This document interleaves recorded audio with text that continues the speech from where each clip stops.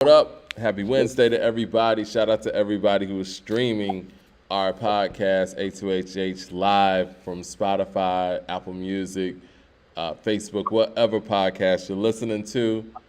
What up with you, Coop? How you doing this Wednesday, sir? I'm good, man.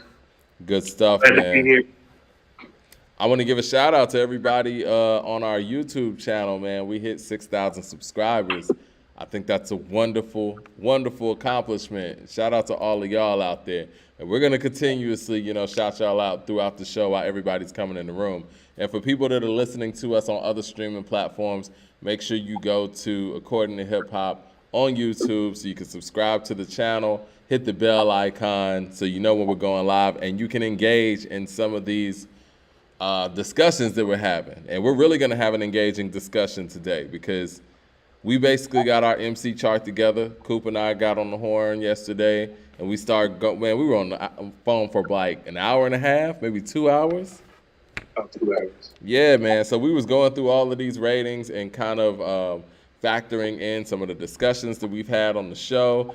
And we put this out to the people on our YouTube channel, and we're going to discuss some of the notes and some of the comments that you guys left.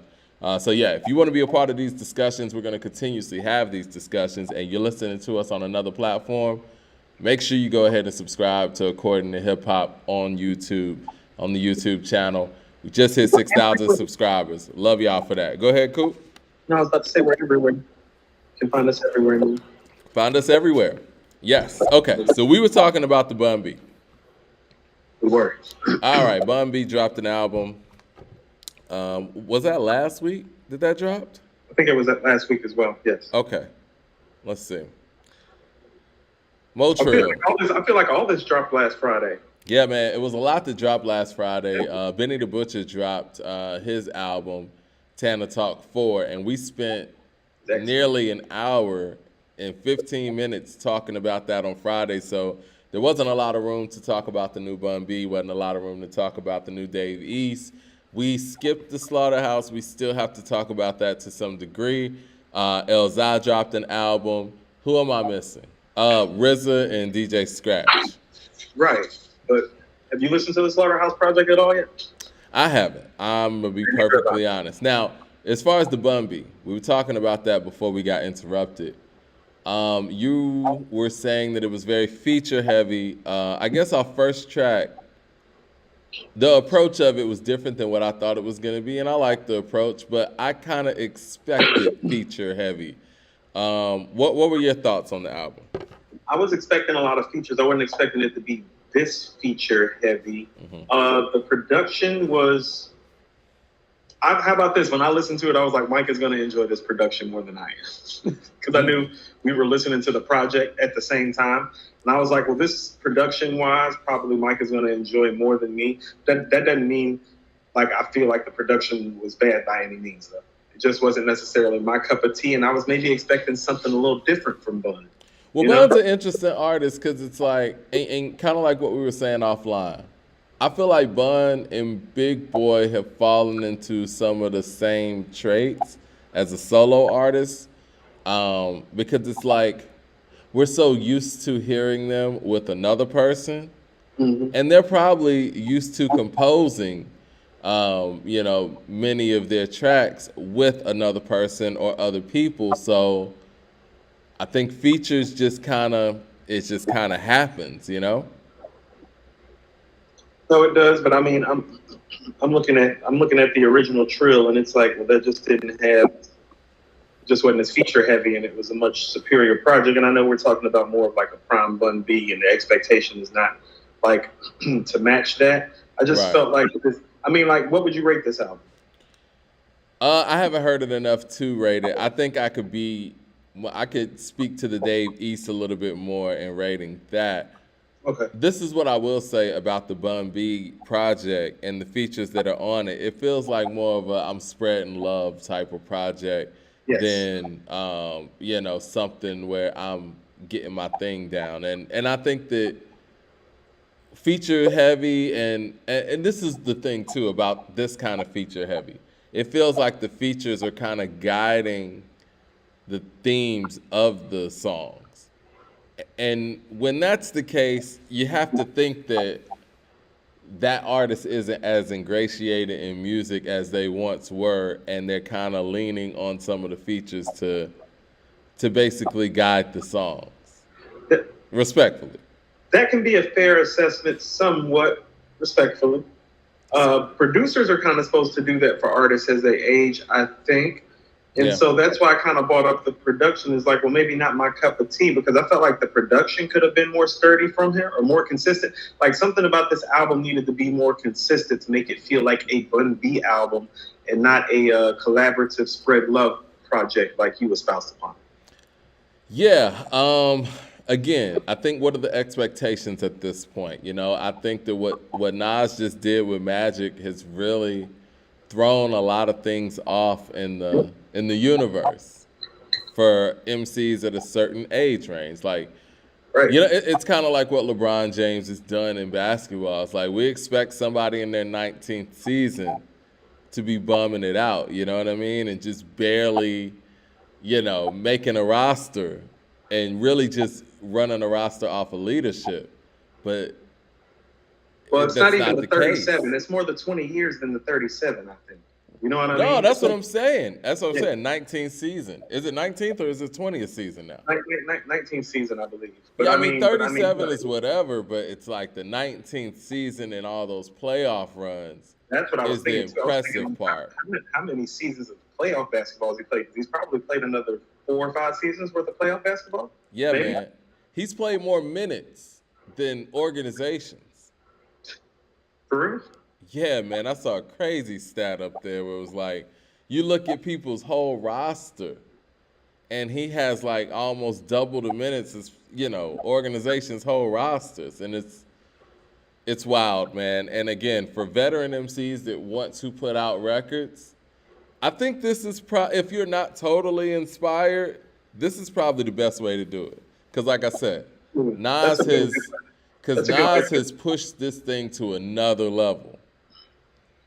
No, I think that's a good way of putting it. If you're not if you're not regularly in the cipher anymore, this is a good way to put a project together. But for somebody of his stature and of his caliber, I just would have liked, it's 11 records. I would have liked to hear at least 2 just straight solo shots, just straight Bun.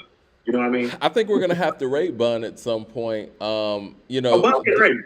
Yeah, Bun and Pimp is getting rated. Yeah. Does an album like this lower anything for you when it comes to Bun? No, but it's like I told you right before we started. I think the first version of the show that got shut down, it made me think once again about Andre, and I was like, well, this is why we need a solo album of material from him, because it's like, well, how can we take Bun down for something like this when he's already given us better solo material and he's some part of an all-time legendary duo, but he releases solo material. But that's the thing. He's actually giving it a shot. You know what I'm saying? So if we're able to rate somebody, I think Right. a not available is it's a subtraction. Like if you go into a test and you don't answer the question, it's wrong. We're not giving you points for skipping a question. And that's what Andre's done, honestly. No, so I look at a project like this and it's like, well, like you said, at least he's given it a shot. We got other legends that don't even at this stage. Like Bun don't have to make an album, do we? No. This, I mean, it's just for the love for the fans, and it's something to do, and it probably was fun to do, and that's cool, and I like that too. And again, I know people probably think we're beating up on Andre and Kendrick and all that, but when I heard Snoop's album, was it Back on Death Row, something like that? Yeah. Yeah. It sounded like Snoop was just having fun, and it just made me think like, damn, Kendrick, you can't even have fun? You know what I'm saying? Like, just put together some music, man. You making some money, done well for yourself. It is what it is. Okay. Now I heard the Elzai. I've heard it now. Oh, ho. We got another super chat, and things are kind of coming in slow. Okay. Blue Collar Hustle says, do you think Bun is just used to being in a group? I do think that's what Mike said. Yeah. I think Mike so. Said.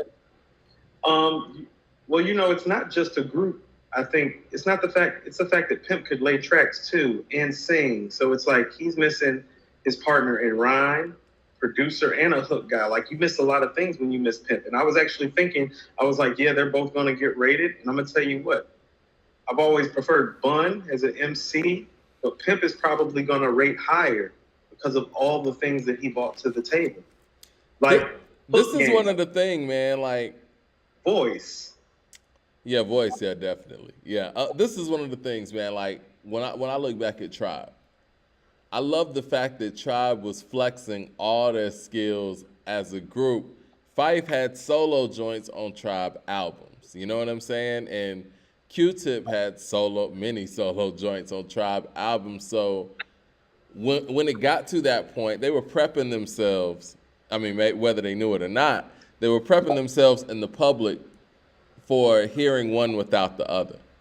Now think about that with Big Boy and Andre.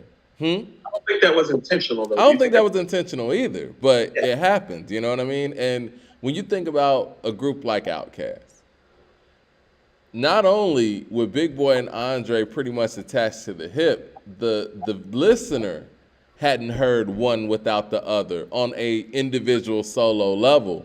We heard West Savannah, and that was pretty much it, and we heard that 3 albums in. So for the artist of the two that really does want to show their solo skills, it puts them behind the 8 ball with the consumer because they're always listening out for that next, you know what I'm saying, like that other member. And then Andre just didn't attempt it.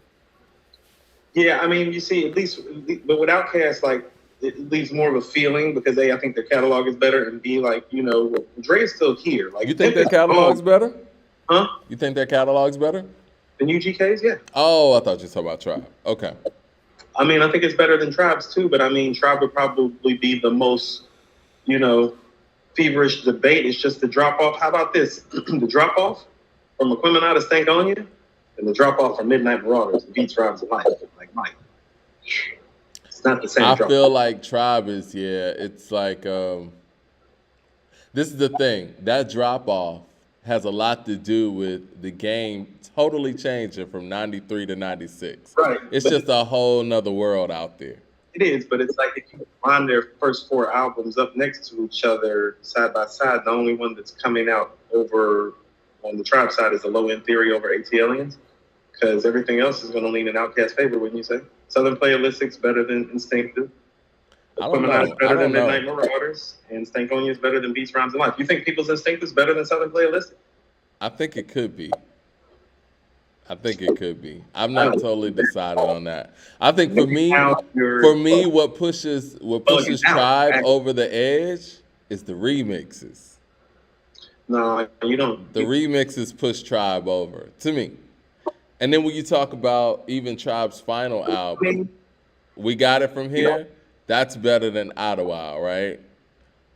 If you're including Got It From Here, you have more of a firm argument on that. You know what I mean?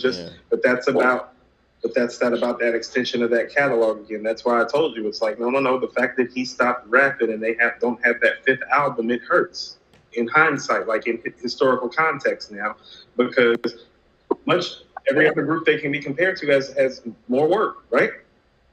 Yeah. And the thing is, and I love Cass, but I feel like what Tribe did was super impressive in the fact that they dropped they dropped in we want to talk about a competitive era. They dropped in a few different eras. And it was like Cass had their run and then they were done and they hung it up. You know what I mean? So it's like Cass was on a rhythm. Like Tribe started, they clearly was on a rhythm with the first 3, right? And then boom, break, and then we're doing Meet Dilla. Dilla's doing this, Consequences involved, whatever. And then slight break again into the Love Movement, because that's a whole different sound. And then group breaks up, come back with a final album. Right. You know what I'm saying? That's a lot of work. I think that a lot of moving parts. A lot of moving parts, and I think that it's a very impressive career.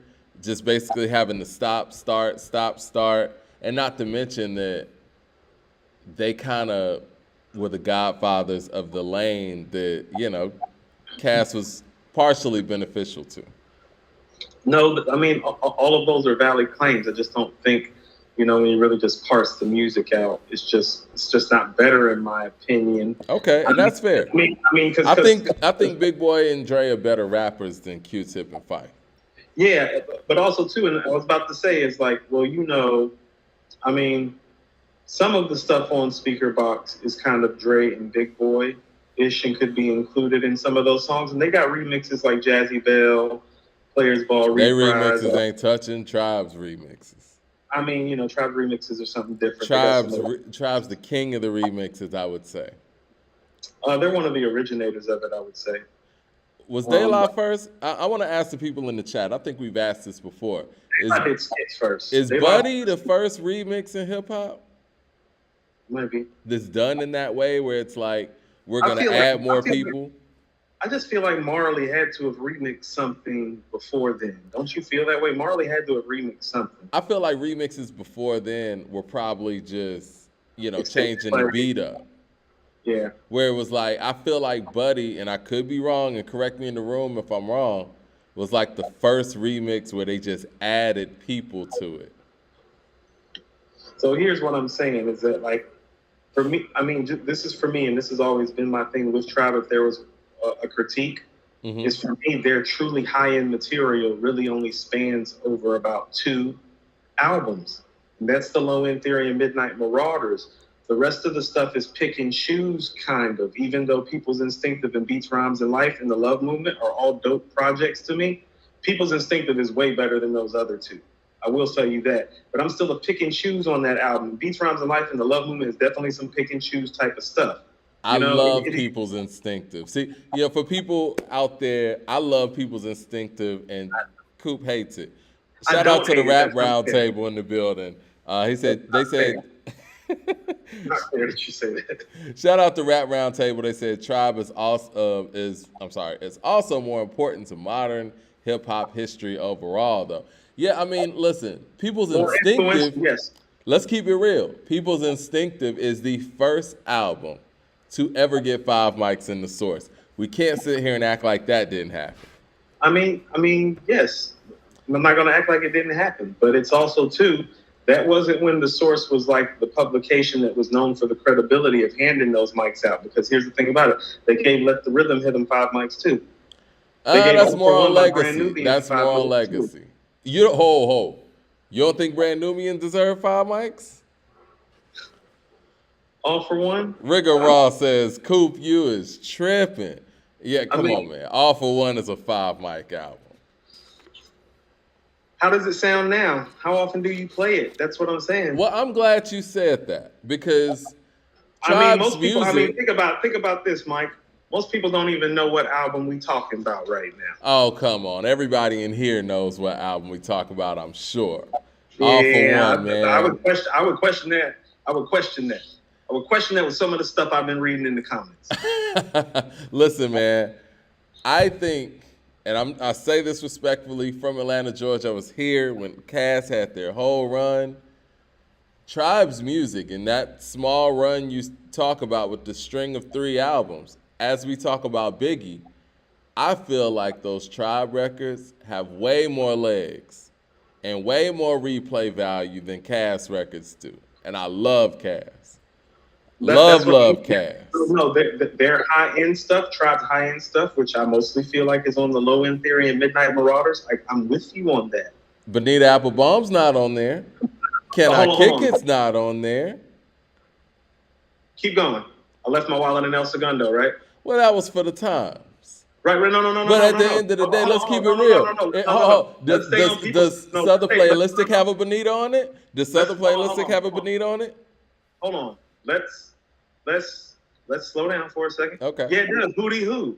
No, it doesn't. Come on, man. I love Hootie Hoo, man. But ain't nobody playing Hootie Hoo like that. Stop it. Hold on. Not like Bonita. We've heard Bonita flipped so many times. You're making my whole point for me. It's a pick and choose album still, Mike, because you just went to Bonita and Can I Kick It? And after that, it's kind of like for the time. Those are massive. I'm saying that it's pick and choose. I don't know if it's for the times. I don't know if Luck of Lucy. Do you still play I Left My Wallet in El Segundo? I still play Luck of Lucian. No, you don't. I do. You might, Mike. You might, Mike. What about to the people in the room? Which album do y'all think is better? Do y'all think People's Instinctive or Southern Playalistic? Did you play Luck of Lucian before or after you put To Pimp a Butterfly on? Right. Well, the record that I play the most from People's Instinctive is definitely And I Kick It. Now, Footprints. Footprints is my joint. Yep, somebody said it in here. Footprints and Pushing Along, yes. Pushing Along is a beautiful record.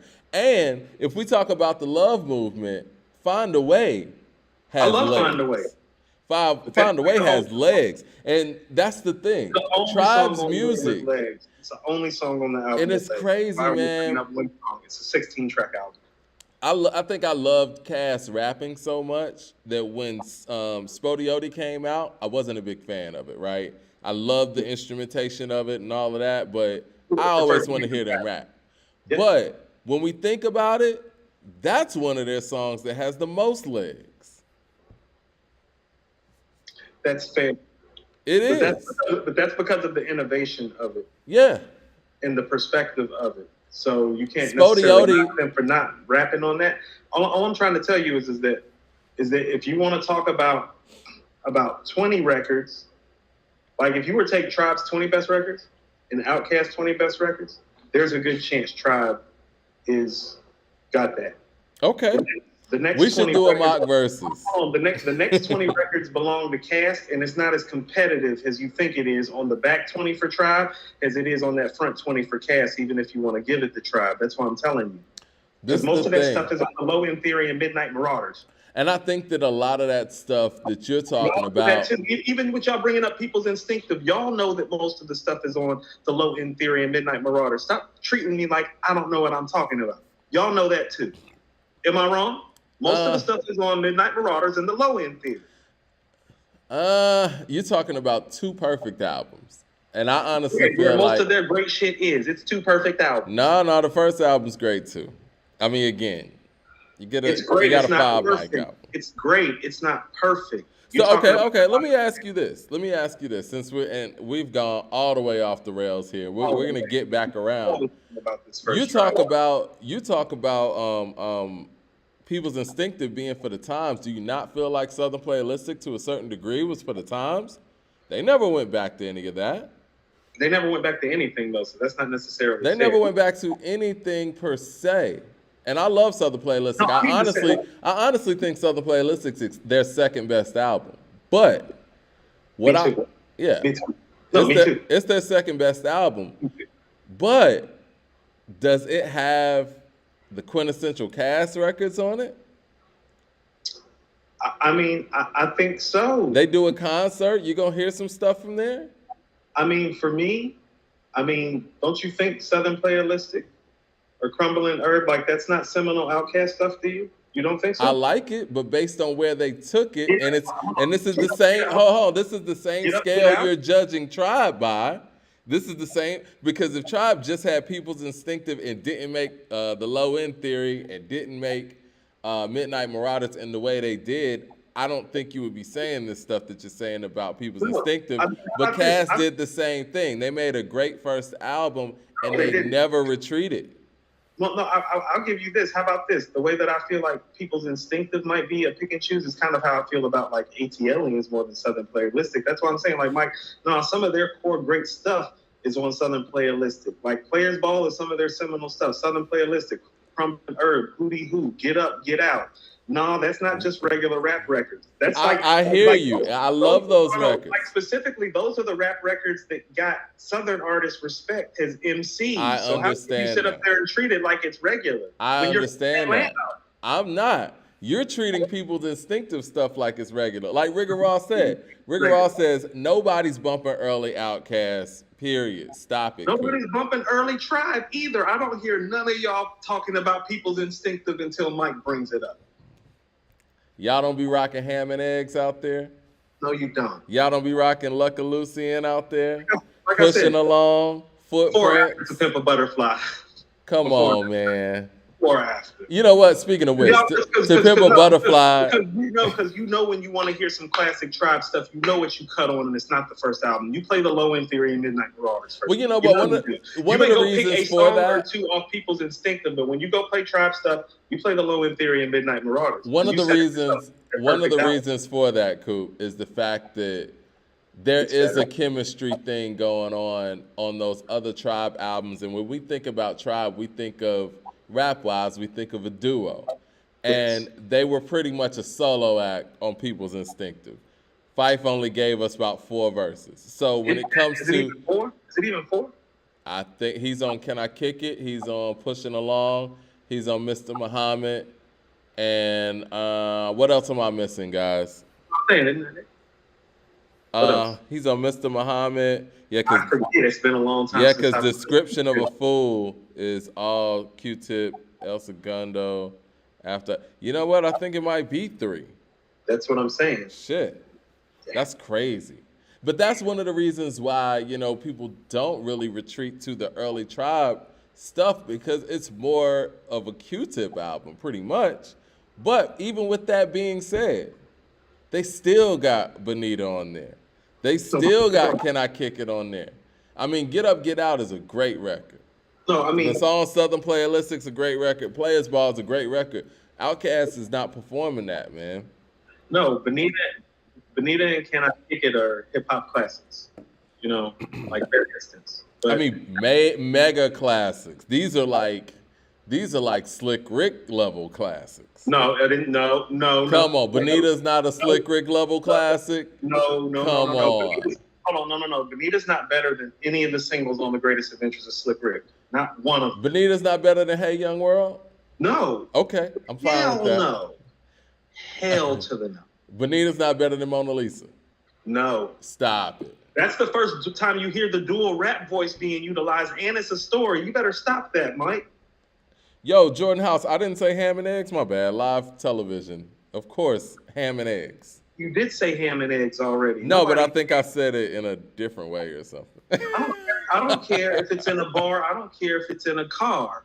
Okay? Mona Lisa, Children's Story, Hey Young World, Teenage Love. Nah, you know what? The only songs that I would put over Bonita, I would put A Children's Story. Hey Young World's beautiful. So, I mean, I'm really torn with that. But it's better than Mona Lisa. And I love Mona Lisa. If you want to say Teenage Love, it's better than Teenage Love. I mean, that's no question. Better than Mona Lisa. It's not as memorable as Mona Lisa either. And they said, Coop ain't even drinking yet. Jeez. Ha ha ha. Had to find that funny. She said, no, child, I work hard for the money. And calling me a thief, please don't even try it. Sit down and eat your slice of pizza and be quiet. Come on, there's more memorable stuff on there. Hey, Bonita, glad to meet you. Right. Come on, man. Like it's not even the same in terms of mic performance. You don't want to get into the nuance of the mic performance, do you? But do we want to get into the nuance of the production? I mean, you can go to the production. We want to talk about how the Fugees. You can go to the production if you want to. Let's go to the rappers. One guy is using 2 voices, telling a story. You do What's know the other guy doing? He just drifting on a beat. I mean, that was groundbreaking in the way that Q-Tip did it. Not than Mona Lisa. Q-Tip I don't even believe you said that. You are a real Tribe junkie. Charles Carter says it's better than Mona Lisa. I don't care what Charles Carter says. The Truest says Tribe ain't hitting outside of New York like y'all think that. Okay. I didn't say they Jordan were House says it is better than Mona Lisa, but I feel you, Coop. See, I don't feel y'all. I don't feel. It's okay, Coop. You're on the other side of this. Which song has the more memorable lines? They get quoted more by other artists. Man says neither is Cass outside of ATL. Rigger Ross says Tribe over Cass. Let's stay on topic. And that's not even on topic. I want y'all to go around and tell me what other rap artists quote Bonita Applebum, because rappers been borrowing from Mona Lisa. What you mean? Ho. You don't think Come Close from Common was a redo of Bonita Applebum? No. I mean straight like borrowing the rhyme style or borrowing. Pharrell said he patterned his whole career after Bonita. No. Come on now. here's how on now. epic Mona Lisa is. There's a bar from Mona Lisa on Goody Mob Soul Food, courtesy of CeeLo on Goodie Bag. That's influence. That's context. That's historical. No. Let's not talk about influence because Bonita is very influential. Hold on. Listen to what I'm saying. A rapper from New York makes a song in the 80s. The influence of the song makes a rapper from the South use it on his album in the mid-90s. That's influence. Bonita don't have no influence on no other rappers like that. Come on. Pharrell said he patterned his whole career after Bonita. These are Pharrell's words. Hussein says, we're talking about him taking an actual piece of the rhyme and incorporating into his rhyme because it's so influential. CeeLo's rhyme on Goodie Bag, yeah, that comes from Mona Lisa, a piece of that. Show me where Bonita has it like that. That's like Jordan House says. Like Jordan House says, Jay-Z straight quoted Bonita on I Know. He did. Yes. He did. Okay. So you're talking about CeeLo, we're talking about Jay. I don't know. You know, I say that respectfully. But that's what I'm saying. Jay is quoting another New York artist. Slick Rick's influence is making it down to the South to CeeLo. That's why I'm trying to show you the influence. You're talking about Queens to Brooklyn. I'm talking about I'm talking about Bronx to Atlanta. It's different. So hold on. Queens to Brooklyn. So hold on. So you're saying, you want to talk about Goodie Mob? You're talking about Jay's got Tribe stuff on his best album. Can I kick it? Yeah, I know. Right. So he's obviously been borrowing from them. Slow down. So you talking about CeeLo? Like Tribe ain't influenced Cass like that? Come on now. I said, show me where you can pick. Like you. Oh, never mind. Come on. I'm tired of y'all. No, next. Blue Collar Hustle says, love that even when Cooper's wrong, he has good points. I love that too. Next. Y'all are bugging. Like, y'all don't be playing Bonita like that. You just play the beat. Bonita is a classic. It's a classic. But you know what? The beat, we got to give Q-Tip credit for that too. Q-Tip I'm giving him credit for the beat. It's just rhyme-wise, it's like, and it's definitely not the mic performance Mona Lisa is. He's using two separate voices. People didn't even know that was him at first. Listen, I will give you the fact that Slick Rick out-rapped Q-Tip. No, if you want to talk about those two records. Rapping circles around and rapping. But at the end of the day, Q-Tip's approach was groundbreaking. He was up there spitting game. He came up, talked to her. The remix is even more incredible. And we're going to talk about the sonics of the remix where he was using the Isley Brothers sample well before Biggie did for Big Papa. Tribe is groundbreaking, man. And so is Cass. But very different ways. Very different ways. I get you, though. When it comes to the B-sides, the dichotomy here. No, I don't be okay. We've talked about this before. The difference really in Tribe and Cass is the fact that Tribe's best songs were singles, where Cass' best songs were probably not singles. Yeah. Because Miss Jackson ain't it. I'm sorry. Yeah, Jordan House said that Hootie remix, that shit is crazy. I used to look for that Hootie remix for Bonita. I used to look for that on like YouTube and SoundCloud because, it was never on any streaming services. But it's on streaming services now for people who've been looking for it. That shit is crazy. Not to mention the Scenario remix. You like the Scenario remix? Are we done with this 20-minute Tribe diatribe so we can get back to man, this wasn't even on the agenda. I know. We're kind of, and we're pressed for time. Okay. How'd you like the Dave East album? I enjoyed it more than I just enjoyed talking about an album none of y'all play anymore. My God. I'm going to go listen. Go listen to People Instinctive, man. When's the last time you listened to it? The last time we had this argument and you made me do it and I walked away thinking, I remember going back listening to People's Instinctive like maybe 10 years ago. And I was like, you know what? I actually like this album more than any of the other Tribe albums. Not saying it's better, but it just does something different. You know what I'm saying? Christopher Hogan says, Miss Jackson has more legs than anything Q-Tip made. Come on now. That's just not true. And come on, man. That's just not true. I think the Vibrant thing got more legs than Miss Jackson. I don't like Miss Jackson. I'm sorry. For people out here who might not noticed that. I don't really like Miss Jackson, but I do think Bonds Over Bad Dad was incredible. Moms Over Baghdad is pretty epic. Mm-hmm. Bonds Over Bad Dad was some other shit.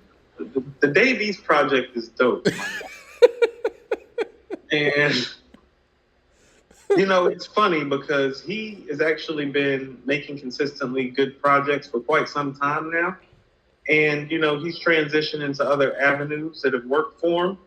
It's just it's like you said, it's like, I don't know, you're waiting for something to connect you to him a little bit more because the music is there. Like, I enjoyed this project. I was riding to it. I had a good time listening to it. And he's a dope rapper. It's just like, I don't know. Something's missing, huh? And I don't know what it is because the music is good. And I find myself always enjoying his projects, but I always find myself like not going back to them the way I feel like I feel like I don't know him still. I'm gonna say this, and I feel like I still don't know him. I'm gonna say this. This is gonna sound harsh. I've said this before offline. I don't think I've ever said this on this show. But when rappers start acting, it's kind of over. It's like something is missing, and I was listening to B the other day. No, it's different, man. Like, I mean, you know how busy your day is, right? It's only a certain amount of time in a day. It takes a lot when you're on set. It takes a lot of your time, energy, focus, all that. You're not totally focused on music like that anymore, and you can tell the real listeners can tell when an artist has other things that they're focusing on than music. And I don't know. This weekend I was listening to Common's B. Incredible album, man. And regardless of, the way I feel about some of the moves he's made since then, you can't knock that. And that's when you can tell when people are totally all in. Like Magic with Nas and Hit Boy, what they're doing, you could tell when people are all in, man. And I think that Dave East is doing everything right, picking the right beats, picking the right features. He's rapping well, but it's just something where I feel like the focus isn't all the way there on music. You know what I mean? I can feel a little bit of what you're saying and where you're coming from. Matt Ned says LL acting never interfered with his music. I disagree with that. Guys have done stuff and it hasn't like necessarily like interfered. But I do feel some of what you're saying. But I felt like, okay, what here's about what I'm Ice Cube? Like, no, you're making a valid point about Dave, and it's happened to other rappers before. But I feel like this was something that he was struggling with before the acting thing, because I actually feel like some of the musicality has been actually. I feel like he's been a better beat picker actually since he's been doing the acting thing. If you really want to know the truth. Oh yeah. And so I feel like he's made himself a more well-rounded artist, but it still hasn't resonated. And it's like, well, maybe he just hasn't made a record that's touched me yet. It's just all good music. Nothing's touched me yet. You know what I mean? And you wait for that record that kind of touches you or puts you in a place. Like, you want to know what? It's like, for as much as I was already like replaying the AZ's verse, "The Life's a Bitch," like over and over and over again when he first came out. Like when he dropped Sugar Hill, he made me a fan of his separate from Nas. I'm like, oh, that's AZ's vision. Oh, I can see that. I want a villa in the Costa Rica so I can smoke my reefer and enjoy how life's supposed to treat you. I was like, oh, no, I can feel that. I can feel that, And so I feel like Dave hasn't had that moment yet. Right.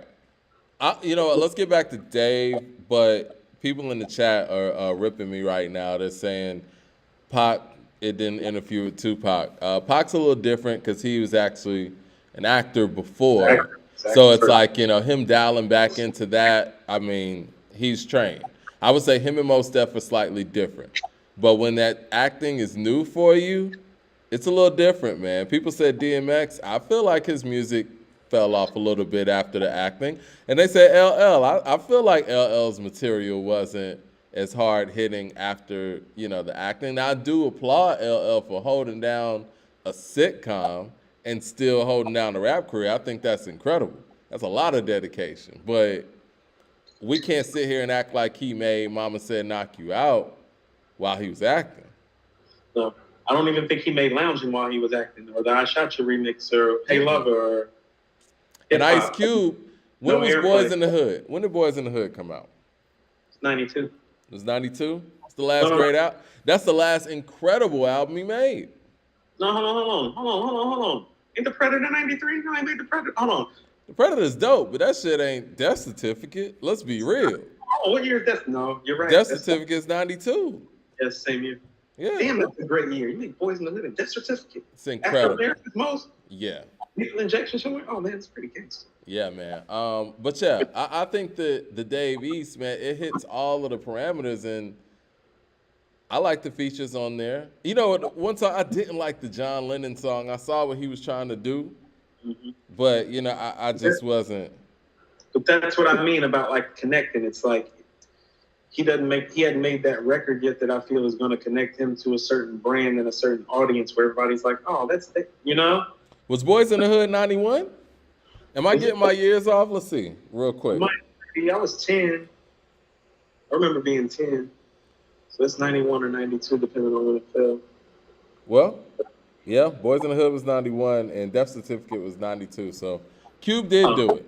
But to sustain that for a long period of time is very difficult, and I got to give Cube props for that. So I said Ice-T. He still made We Be Clubbing and Pushing Weight. I love Push Rhymes Like Weight. I love that record. That shit is hard. That beat's stupid. That shit is hard. Yeah. I think one of the things with Dave East, even when he dropped initially, like these are quality records, but he's missed. I don't know. Is it one of those things where the current era of hit making is just not with the East Coast style MC? No, because I think that's what I mean about his beat selection and even his artist selection. He's done a good job of diversifying and branching out of like a classic East Coast sound. So that's not an issue for him. It's the connectivity. It's like something's not sticking to the board. And I mean, because he's checking a lot of boxes, you know? The real Leonard Washington says, I can't think of a single classic, memorable Dave East project. See, he's dope, but something is missing with dude. I think we all feel the same way. Like, it's always, how about this?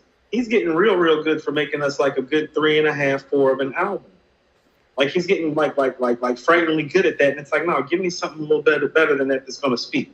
You know what I'm saying? What do y'all think it is? It's been so hard for me to put my finger on it because it's like, you want to know what? I rode to this album a couple times and I haven't played it since. And it's like that always happens with him, and I don't know why. Unless he just like randomly will come up on my playlist again, and I like him. You know, when I was listening to this album, I was thinking, if we put him through the rating system, that shit's gonna be super difficult for me. I don't know if he's gonna make the rating system. You don't think we should rate him? Ooh, I mean, how many EMCs are we rating? I thought we were gonna do 100. Do y'all think we should rate Dave East? Because me personally, I think Dave East is a better MC than Meek Mill. Ooh. I do. Well, he's getting rated if you look at it like that, because Meek's getting rated. You want to know what? Do you think Meek's better than Dave East? Not me personally, no. But here's the thing about it. He does have a couple of records where it's like you connect. Yeah. He's connected a couple times, you know. That intro alone. The intro, yeah. The real Leonard Washington says he needs to find the right producers that can tap into his potential, similar to what Madlib did for Freddie Gibbs. Yeah. See some of that? Yeah. Because how about this? I knew who Gibbs was, and I liked him, but he's right. I didn't start really fucking with him tough until Madlib. Yeah. Somebody mentioned him playing Method Man. Shout out to Charles Carter. I like Method Man's feature on there. Method Man killed that shit. Like that record. And once again, the features kind of outshine the artist. I mean, I felt like Benny did his thing on there too. That's what I mean. The records are dope. He's got dope features, got dope production, but we're still walking away like, okay, that was good. Good job. All right. It's interesting, man, because it's like, it's one of those things where it's like, I'd rather listen to Jim Jones projects. And I'm just saying that because he Harlem.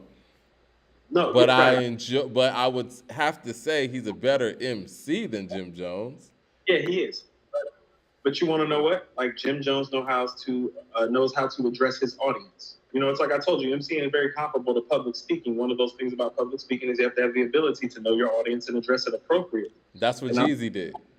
yes, and so he just hasn't found the audience that he can speak to properly and appropriately. And some of that could be like in finding the right producer. Like somebody needs to bring something out of him. Is how I'm feeling. Like You you know know what I'm what? saying?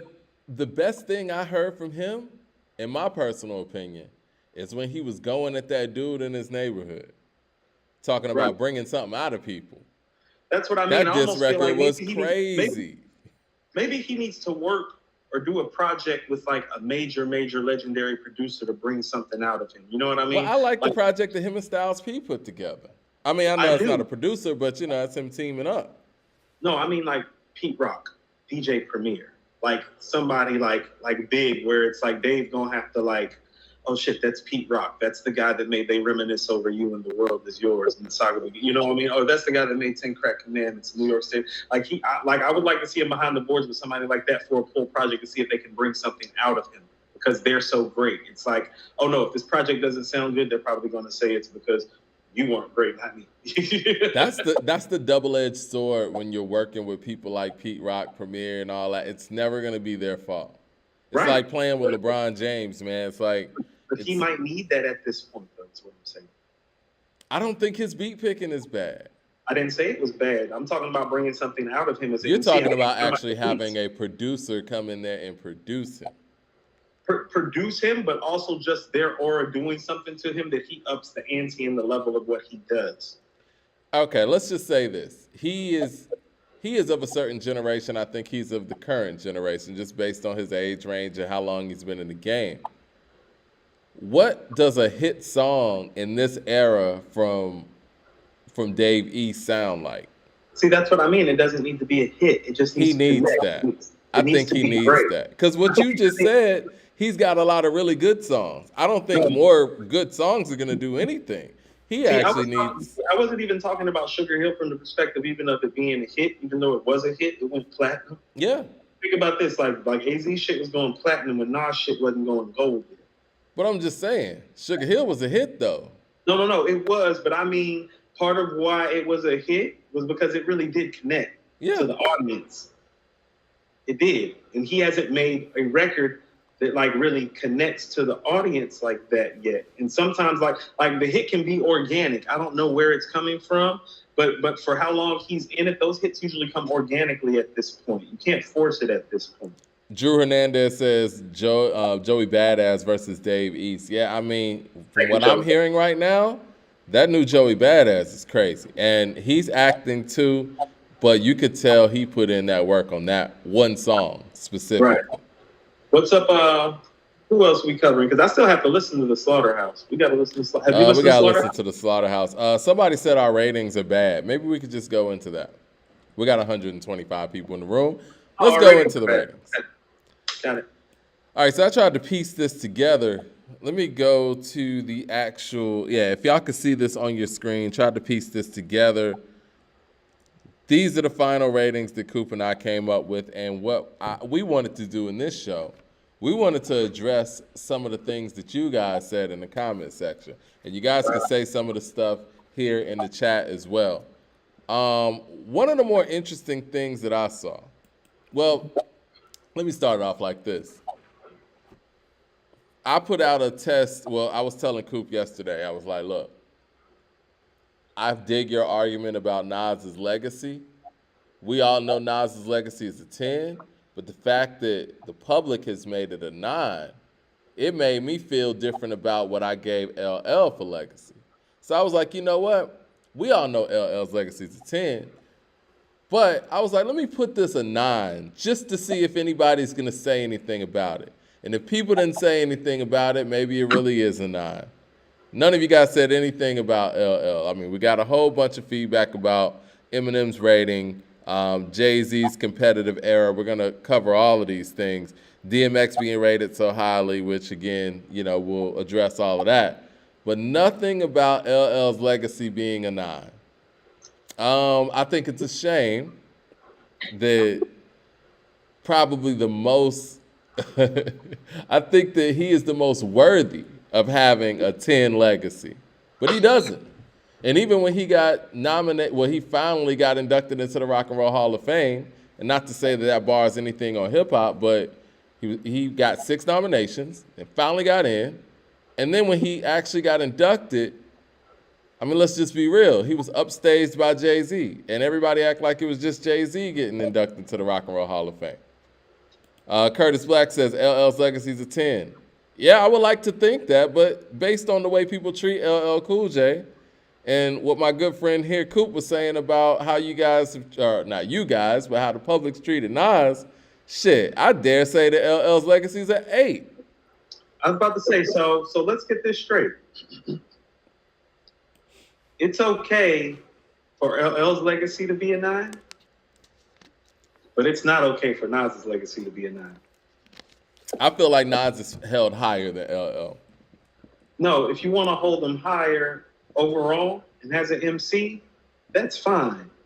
But we are talking about the guy that made radio, right? And I Need Love, and Mama Said Knock You Out. I mean, you want to keep it, you get what I'm saying? Oh, like, no. Like it's the fact that nobody said anything about his legacy being a 9, and that's why I was talking that shit I was talking earlier. I was like, well, not based on what I've been seeing in the comments, because people are so up in here trying to put Nas so high, or defend Eminem when we talk about it, or say we're shitting on Kendrick, when the fact of the matter is that y'all don't have any material in the last 5 years to support any argument that you want to give for him, and all these things happen, but y'all let us give LL a 9 for legacy and not say anything about it. You tell us that our ratings suck? No, y'all suck. Jay Short says, is the 10 or 20 pack of female MCs on the way? Yeah, we got more MCs on the way. And that's the other thing we're going to do today, too. We want to talk to y'all about who are the next 10 people that we should pick. The real Leonard Washington says, I didn't even catch the LL legacy being a 9. Of course, right. No one's paying attention to LL. Everybody was concerned about Wayne's Voice and Catalog not getting a 10. Method Man having a higher rating than Jay-Z somehow, and we'll get into that. Eminem should be higher than Pun, but no one cares about LL like that, unfortunately. Y'all whack. I've always said this. I think that LL needs a biopic for people to understand how important LL Cool J is to hip-hop. The whole 16 bar, 8 chorus, 16 bar format comes from LL Cool J. I want people to understand that Mike said this to me yesterday, early evening, about giving LL a 9 for legacy, and I actually got upset with him. And then he was like, no, we need to do it to see what the people are going to do. And y'all are so disappointing right now today. Look at y'all. It's like you just let Mike play y'all, because I was like, no, Mike. I'm like, that's LL. That legacy is a 10. And he's like, no, let's see if anybody's even going to say anything about his legacy not being a 10. Cool. Shame on y'all. Well, okay, let's rewind. I think that quiet as hell. Based on your assessment of what legacy means being a 10, it's your impact is part of it, but the other parts of it are how people hold you and how high people hold you. And if we're all honest about ourselves, we know LL and his impact and all that shit is beyond. But does hip-hop as a whole hold LL as high as we should? No. And if that answer is no, then it can't be a 10. What else did this very astute crowd say about our ratings? Okay. Well, the first thing that I wanted to cover, and I think that this was a really great assessment. LP says the weights of the rating might need to be looked at. So let me put the chart up right now. His example was, lyrics should probably hold more weight than hook writing. So maybe everything's not a scale from 1 to 10. I mean, want to see what the people in the chat think about that. I wanted to see what you thought about that. No, I agree that some of these things for me and weighing an MC are more important than the other things. All right, let's just say, let me put this on the screen so people can see it. And I want to get people's feedback on this. Let's just say hypothetically, We said 3 of these categories gets a scale from 1 to 15 as opposed to scale from 1 to 10.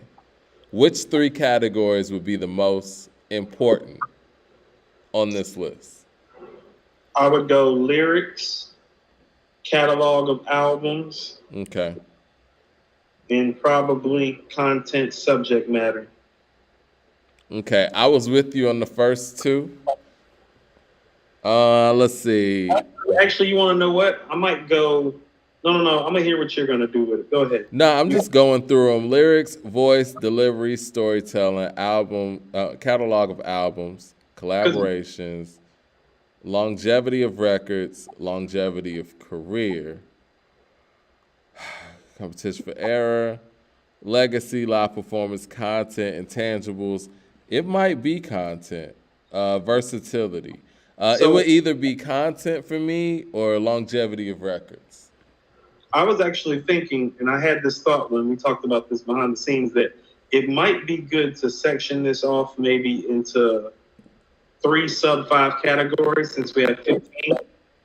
You get what I'm saying? Where it's like, well, we're lyrics, catalog of albums, content subject matter, longevity of records, and longevity of career maybe get rated on a higher scale because you can go further in depth with those things, and those things maybe are more important. Okay. And then you can have like the second, which would kind of stay at 10 where we have it, and then maybe the bottom 3, which we would do at 5. Because I think the bottom 3 would probably be hook game, intangibles, competitiveness of era, and I don't know, storytelling. I don't know, like where we would go. Like maybe something like that. I think that's very astute and very doable because as much as I love Method Man, he was my favorite rapper growing up. I don't think that he should have a higher score than Jay-Z. And neither do I. He doesn't deserve that because Jay has just made 2. And this is what I mean about holding those classes. Okay, so this is one of those things where it's like, I think Meth has a better voice. I think Meth has a better delivery. I actually would rather hear Meth. I'm actually more entertained by Meth. Man, Jay-Z made The Blueprint and Reasonable Doubt. Yeah. In Volume 1. No, like this is why those catalogs of albums matter. And he's made seminal records that people remember. And he's even taken classic records like from a group called Tribe Called Quest and made them classics in his own right. I don't think he's better than Method Man either. Okay. How about we do this? I want to kill 2 birds with 1 stone here. Let's look at Jay-Z and Method Man and how we rated this thing to see if we can find which ones may need to hold more weight or get some level of assessment there. Is that fair? No, I kind of like that idea. Okay. All right. Let's look at this. So when it comes to, let's say, Method Man, voice got a 10, right? I'm sorry, lyrics got a 10. Okay, first of all, does everybody agree that Method Man's lyrics are a 10? Because I don't know. I mean, I think I might go more 9 there. He's just called Method Man for a reason. Every time you hear him rap, it's some sort of, he's so many methods to his styles. The way he puts words together. It's like I told you, the way that he puts words together is very Nas and Rakim like. But are the words? No, the words aren't. And see, that's the thing with Method Man. A lot of those things, especially when we talk about like shadowboxing, I think that is the quintessential example here. A lot of that's based on flow, delivery, and voice. Yes. Which are all knocked out the park. But are the lyrics what GZA's lyrics were on that song? On that song, yes. But if you wanted to quibble, overall. So lyrically, GZA's a 10. Yeah. Is Method Man a 10 too? See, okay, so that's what I'm saying. That's what I mean. Is like I people told in the chat are saying 8. Oh, that's disrespectful. We're not doing that. If we just going down, if we talking lyrics, just the lyrics, just boom, boom, bam, then yeah, I'm cool with the 9. But here's the thing about it. So many dudes is about to get 9s instead of 10s, because if you're doing that to Method Man, I'm going to quibble with you that it's like only guys going to get 10s is going to be like Nas, Rakim, GZA, Black Thought. Like, you giving Common a 10? That might be all the more reason that we need to make lyrics more of a 15 scale then. Right. So I'm with making the lyrics 15 scale. Okay. So lyrics is gonna be one that's just gonna weigh more than everything. Mm-hmm. Well, we're gonna get one of maybe three categories. Even if we did one of two categories, I think that would shift things a little bit too. So we definitely know we want to do lyrics and catalog music or catalog of albums. Excuse me. Yes. Okay. All right. So let's just say that okay, when we're looking at Method Man and Jay-Z, they're right by each other. If Jay-Z is a 10 lyrically, I do say that we're gonna change that, but I don't think they have the same score. I'll put it that way. That's Voice fine. wise, Jay-Z being an 8 and Method Man being a 10, I have no problem with that. I think the 8 was kind. I think the 8 was kind. Delivery, Method Man being a 10 and Jay-Z being a 10, I have no problem with that either. I think Method Man has a better delivery, but they're both 10s. Yeah. I think Jay's delivery, and I know it's a little bit different than versatility, but his delivery and his ability to change over time is what gave him the 10. If we're just stuck with Jay-Z in one era, it may not be a 10. No. So, um, so storytelling, Jay-Z was an 8 and Method Man was a 7. Cool with that. I'm cool with that. There's some storytelling for Meth. Catalog of albums. Oh, hold on. I see. How many points did Method Man beat Jay by? Let's see. He beat him by 2. Oh, Jay lost on hook game. It's 10 versus 6 right there. Okay. He lost on hook game because everything else is close. I think that if this lyrics and catalog of albums gets bumped up to 15, the score changes drastically. Yeah, I mean we could jump up, not drastically because he's gonna win more points on catalog than he is on lyrics. Because if you're giving Jay-Z like 15 for lyrics, I'm still putting Method Man at 14. So it's like he's only getting a point right there, but he is going to get more points on catalog. Whoa. You think that if we make lyrics 15, Meth still gonna get 14? Yeah, he would be the next step down because I'm giving very few guys 15, and Jay would be the low end of that, as in he would be the last guy to get 15. Okay. I told you of like all the great lyricists, I have him at the bottom of all the great lyricists. What do you think? And again, I love Method Man, but what do you think is Method Man's most lyrical verse?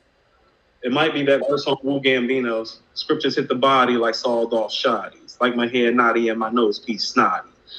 It might be the most lyrical one. I don't know if that's a 14. It could be Bring the Pain. The first verse on Bring the Pain. I come to bring the pain, hardcore to the brain, listen beside my astral plane, based my mental, based on instrumental methods, so I can write monumental. I think a lot of that is flow, voice, and delivery, Coop. Yeah, sticking for the cream. Check. Yeah, just how deep the shit get, deep as the abyss, and niggas is mad fish. Check. I mean, I don't know, deep man. Deep as the abyss and brothers is mad fish. Accept it. Yeah, no, his word placement is crazy. No, that's lyrically sharp. His word placement is crazy.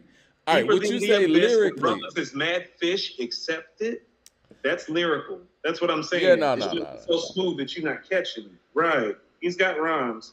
Nas the GOAT says, y'all next 10 should be Ross, T.I., Jeezy, Beanie, Fab, AZ, Jadakiss, Kanye, The Game, and Prodigy. I like some of that. I like some of that. We got to sprinkle some ladies in there, though. Yeah. I like some of that. What I was going to say, though, is, speaking of Prodigy, who would you give more lyrical points to, Prodigy or Method Man? Are they the same? I would give them about the same. I don't know if they're the same lyrically. Okay.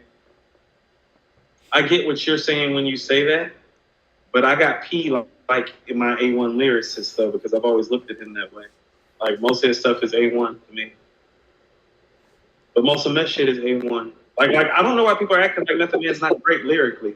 Like you said it yourself. Like you was pulling up old rhymes and hip hop quotables from the source, and it's like you're like Method Man's in here more than anybody. No, he is. But my only thing is, Coop, I don't know if his voice, flow, and delivery is disguising the lyricism.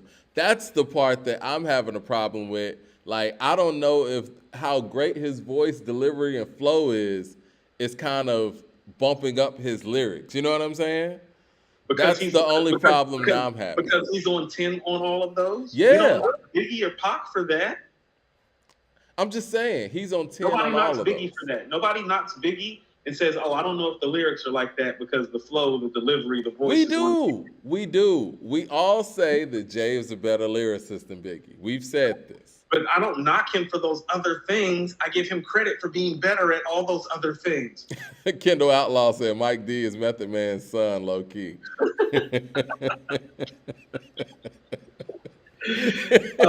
I get it. You want to know what, Mike?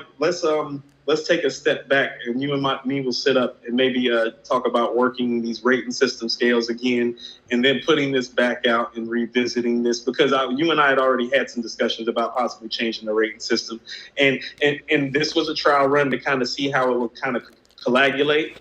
And Method Man being better than Jay-Z is a misnomer. You know what I mean? So we need to correct the scale. Well, let's go back to the chart on this one. So collaborations, 10 on both. Right. And so I want to let people know too, when it comes to catalog of albums, we actually counted the Method Man and Redman stuff, and we counted the Wu-Tang stuff. That's how Method Man ended up with an 8. Right. Because I saw one of the comments, and this is one of the things I wanted to address too. I think it was Joshua Stone said Method Man's career was a disappointment.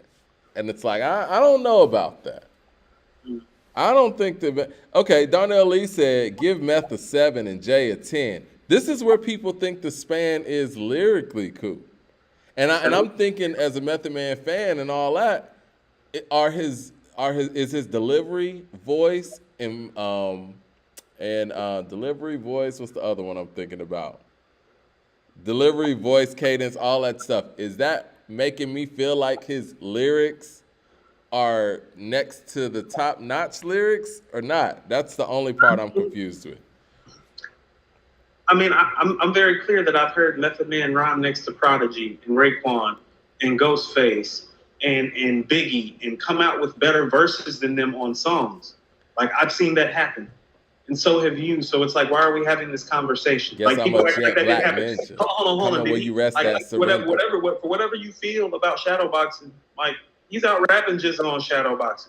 He's out rapping Raekwon on Wu Gambino's. Lyrically though? A lot of, yes, lyrically, shadowboxing is probably the only record where Jizz is not the most lyrically precise person on there.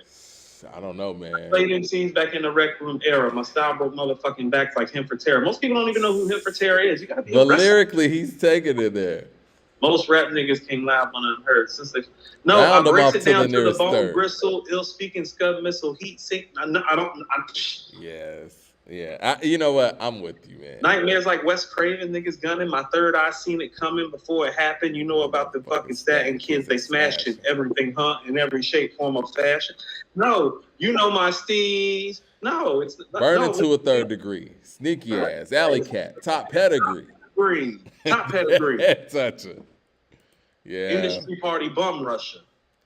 Yeah. Yeah, no, he's lyrically precise. Right. That's what I'm saying. That's not lyrically precise. On a scale from 1 to 15, we got to give Meth a 14, man.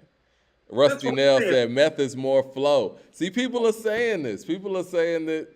All right, let's just say this. In the Wu-Tang, lyrically, where do y'all put Method Man? Rank the Wu-Tang from greatest to least lyrically. I'm only going Jizz Ghost.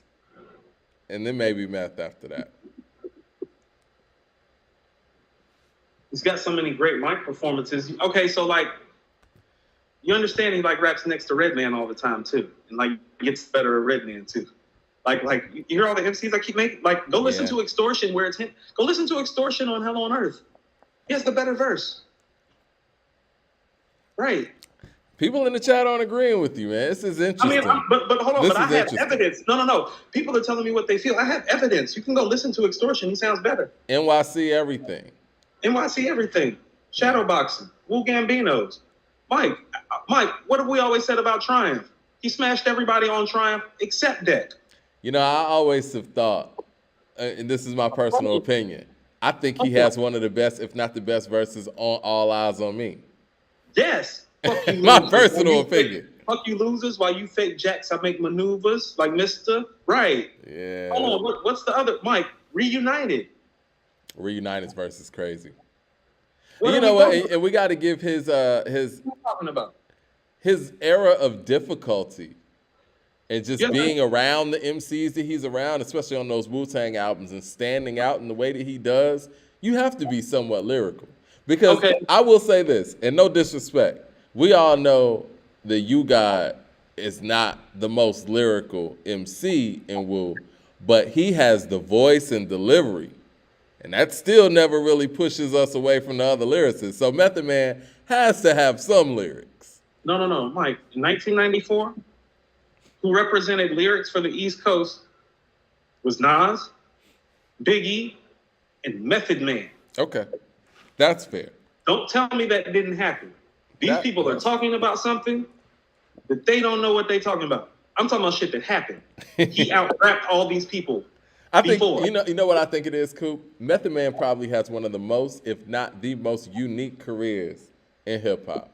Because even with Redman, we can pinpoint Muddy Waters, you know, there's a dark side and all that. And I think that when we look at Tikal and Tikal 2000 Judgment Day, he's being judged on a lot of that stuff and the expectations people had for it. But we're not looking at his career in totality. And nobody really has a career like Method Man, to be honest. No, they haven't. But if you want to get on the classic rap album thing, no, I get that. But don't tell me this dude's not a top-notch lyricist. No, don't do me that. Okay. I'm not doing that. We only got a few minutes, Mike. Where we going? We only got a few minutes? Oh, shit. It's already 5:45? All right. Well, okay. Well, we don't have that long. Well, where I was going to go was the whole Jay-Z conversation about competition of era. And why we gave Jay, we gave Jay an 8. What's wrong with that? We gave Jay an 8 and Nas got a 10. And I think people got to understand that one of the reasons for that is many people say that they feel like if Big was here, Jay wouldn't have that spot, right? Jay came in 96 when Pac and Big were still alive. He was making his mark, but he didn't really bust through until those individuals were no longer here.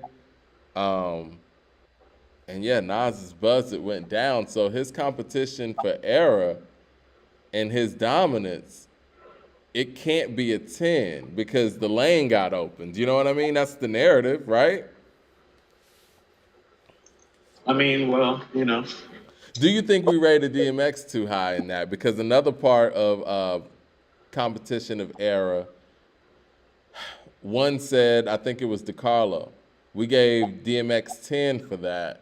And I think Eminem, who came in maybe a year later, he got, where's